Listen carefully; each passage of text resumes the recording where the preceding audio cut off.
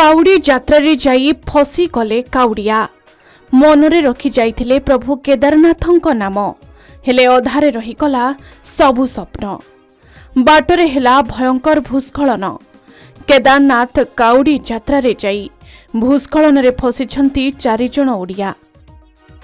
हाँ आज्ञा देवभूमि केदारनाथ रे फसिछंती 4 ओडिया। लगाण वर्षा जोगु सेमाने घर को फेरी पारु नाहंती। ए संपर्क रे सूचना पाइबा परे परिवार लोकंक भितरे भयर वातावरण खेली जाइछि। गत 31 तारिख रे एही 4 जण बंधु केदारनाथ जाइथिले। सेमानंक घर केन्दुझर जिल्ला रे। बाबा केदारनाथ को पीठ को जाइथिबा 4 बंधु हेले केन्दुझर केमसड़ा गाँर ऋषिवर महंत और तेलुकोई ब्लॉक रो जगमोहनपुर रो सदानंद साहू सरुआली रो कार्तिक खिलार चंद्रशेखरपुर रो महेश्वर प्रधान। सेमाने 27 तारिख रु केन्दुझर बस रे जाई राउरकेला रु ट्रेन रे केदारनाथ यात्रा करिथिले। बाबा को दर्शन करी फेरिबा बेले लगाण वर्षा होइथिला जेउथि पई सेमानंको अधा बाटरे अटकिबाकू पड़िथिला। परिवार लोके फोन कलारु फोन स्विच ऑफ आसीथिला। परदिन भी बारंबार फोन कलारु समान कथा कहिला जे फोन स्विच ऑफ अछि। तबे शुक्रवार सेमाने घर को फोन करी सेठारे फसी रहितिबा संपर्क रे कहिथिले। तबे सेठारे सुरक्षित तिबा जानिबा को पाइछंती परिवार किंतु ऑक्सीजन अभाव जोगु असुविधा पाउथबा प्रकाश करथिले सेमाने। खाइबा पीबारे मध्य अनेक असुविधार सम्मुखीन होइछंती। सेठारे प्राय 200 रु अधिक लोक फसी रहितिबा परिवार लोके कहिछंती। सेमानंको उद्धार करबाकू प्रशासन को गुहारी करिछंती परिवार लोके। तेलकोई जगमोहनपुर पंचायत रो सरपंच गोविंद प्रधान तेलकोई तहसीलदार को ए बाबदरे लिखित जणाई प्रशासन पदक्षेप लोडिछंती। तेलकोई तहसीलदार अनुपमा मुर्मू ए बाबदरे जिला प्रशासन को जणाइथिबा कहिछंती। परिवार लोके चिंतारे रहिछंती। बिना एयरलिफ्ट रे सेठार उद्धार संभव नथिबारु प्रशासन आवश्यक पदक्षेप नेबाकू निवेदन करा जायछि। तबे सुनंतु भाई को फेराई आनिबा पई किभळे जने भाई आकुल निवेदन करूछि ता सुनंतु। सेमने बोलबम करंती सेमने केदारनाथ जावा पई स्थिर करथिले। आता टिकेट काटी के सेमने 27 तारिख न संध्या बेलू घर बाहर के जाइछंती।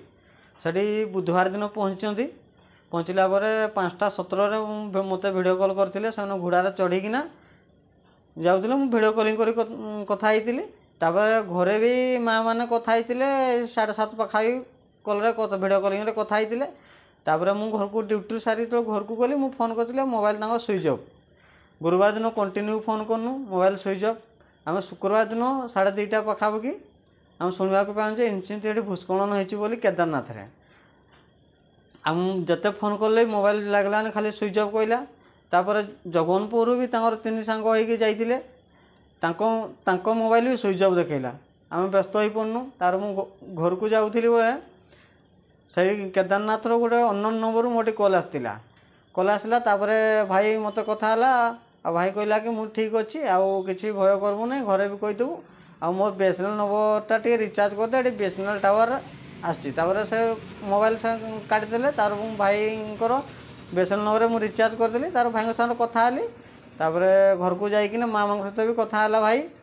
तापर आज सकाळे भी भाई साथ कथा भाई मत कहले आधार कार्डटा टे बटई दे तो मोबाइल अच्छी यदि मो मोबाइल आधार कार्डटा थिला फोटो उठे रखी बटैली। तापर मु कथा हैनी। तापर आउ थोर 4:30 पाखापाखि मु कॉल करी कथा भी होइछि। आ कौन खाइते दौरान बोली पचारि पचारा पर से कहले कदली आ चूड़ा दौरान सकाଳେ आठी अरुआ चाउलर भात आ डालमा दौरान एयरलिफ्ट माध्यम आमको उद्धार करने चेष्टा कर। तेबे कुहा जाउछि जे पानीपाग अनुकूल रहिले आज समस्त 4 जण को एयरलिफ्ट करबा संभावना रहिछि। अन्यपटे प्रबल वर्षा जोगु सोनप्रयाग केदारनाथ रास्ता रे फसी रहिछंती अनेक यात्री। हिमाचल प्रदेश रे मध्य वर्षा विप्तात बादल फटा वर्षा जोगु विभिन्न स्थान रे फ्लैश फ्लड। एपर्यंत 36 जण निखोज थिबा सूचना रहिछि। केन्दुझरु रंजन त्रिपाठी को रिपोर्ट के न्यूज ओडिशा।